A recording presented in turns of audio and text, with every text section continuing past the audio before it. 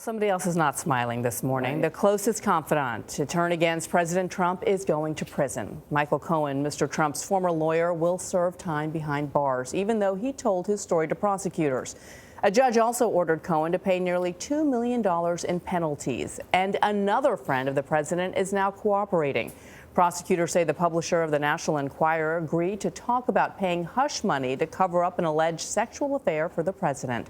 Paula Reid was at the courthouse in Manhattan for Cohen's sentencing. It was quite a morning yesterday. Paula, good morning. It was quite a morning. Good morning. In court yesterday, Cohen said he felt it was his duty to cover up the president's, quote, dirty deeds. Now, Cohen had hoped his cooperation with the government would spare him jail time, and he just shook his head in disbelief as the judge read his sentence. Michael Cohen left federal court in New York, Mr. Cohen, any comments? where inside moments earlier, Cohen learned flipping on his former boss will not spare him a 3-year sentence in federal prison for crimes including financial fraud and lying to Congress. The judge told Cohen his veritable smorgasbord of crimes were motivated by personal greed and ambition. Cohen, at times close to tears, apologized and said blind loyalty to Mr. Trump led me to choose a path of darkness over light.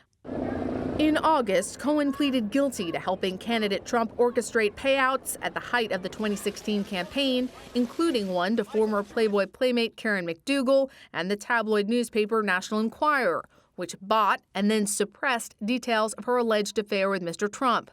Cohen recorded conversations with Mr. Trump allegedly discussing one of those payments.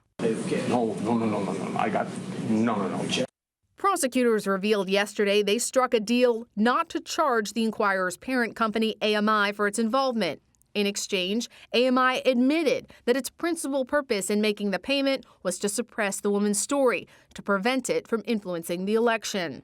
In March, McDougal said AMI approached her when it was clear Mr. Trump would win the Republican nomination. They wanted to squash the story.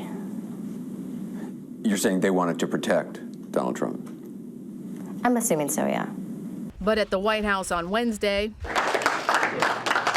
when reporters asked about Cohen, Mr. Trump ignored their questions and continued to walk out. Mr. President, your reaction to Michael Cohen's sentencing?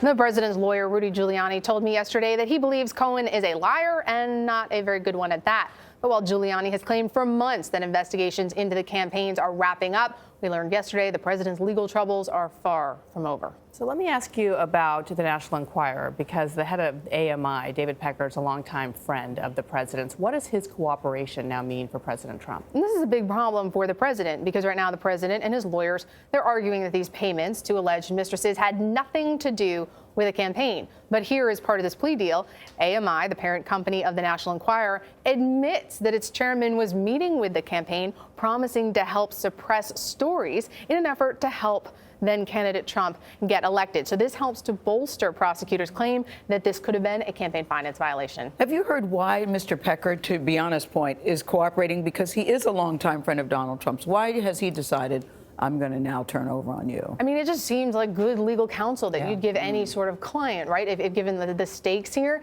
it seems like a very good way to proceed, to admit to your wrongdoing, to cooperate. And you all remember that video of the president on Air Force One answering the question of whether or not he knew about this payment. He said story no. has evolved. Yeah, it's evolved.